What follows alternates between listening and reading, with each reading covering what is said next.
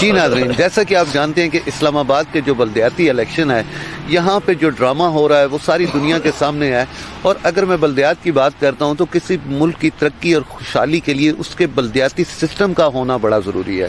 اس وقت میں UC 81 میں موجود ہوں اور میرے ساتھ آزاد امیدوار ملک زاہد محمود صاحب ہیں.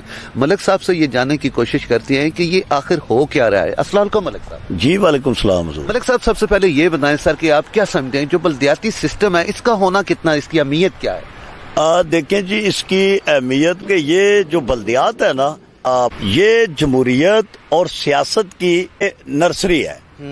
بالکل کہ جب آپ نرسری کتاب کو مطلب کہ اس پیج کو آپ پھاڑ دیتے ہیں یا مطلب اس کو سائڈ پہ کر دیتے ہیں تو آپ کس طرح کہہ سکتے ہیں کہ آپ جمہوری نظام چلائیں گے یا آپ سیاست دان ہے؟ یہ تو میرے خیال میں پھر عوام کے ساتھ سیدھا سیدھا فراڈ ہے.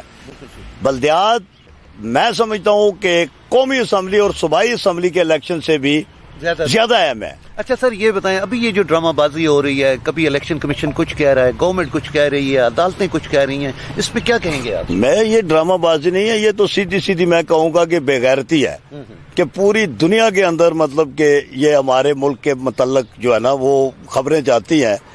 تو جو حکومت یا ادارے ایک چھوٹا سا بلدیاتی الیکشن، وہ بھی پورے پاکستان کا نہیں، نہ صوبے کا، ایک ضلع اسلام آباد کا آپ لوگ مطلب کہ ایک بلدیاتی الیکشن نہیں کروا سکتے، آپ اس ملک کو کیسے چلائیں گے؟ آپ کیا آپ دعوے کرتے ہیں پبلک کے سامنے، یا پبلک کو کس طرح آپ منہ دکھائیں گے؟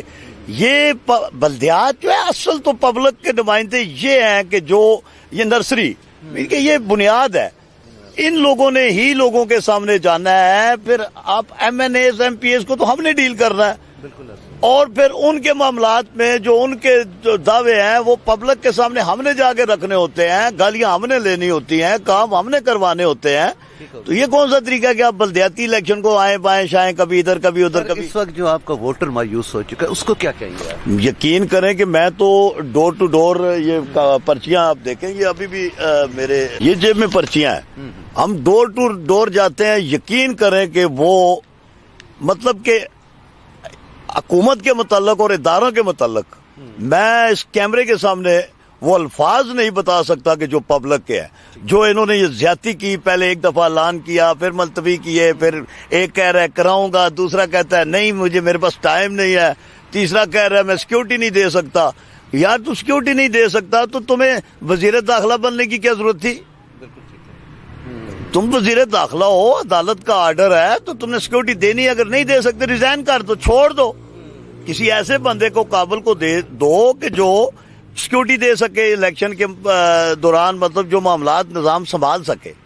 تو بہت برے حالات ہیں جی عوام. آپ یہ بتائیں ملک صاحب، اگر آپ کی ترجیحات پہ جاؤں، UC 81 کے مسائل کیا تھے اور آپ کی ترجیحات کیا تھی؟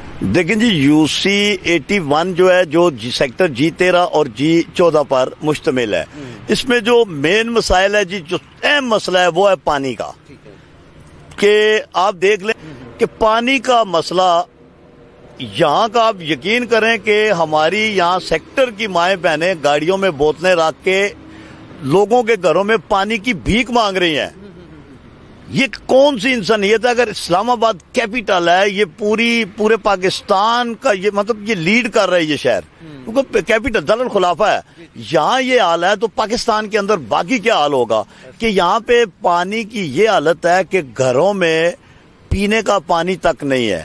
سپلائی ہاؤسنگ فاؤنڈیشن نہیں دے پا رہی، بلکہ میں نے کل سنا ہے کہ یہ ٹینکر روز کا 100-200 ٹینکر منگواتے ہیں انڈر گراؤنڈ، وہ اس کو سٹاک کر کے وہ لوگوں کو سپلائی، اور وہ بھی مہینے میں 1-2 دفعہ.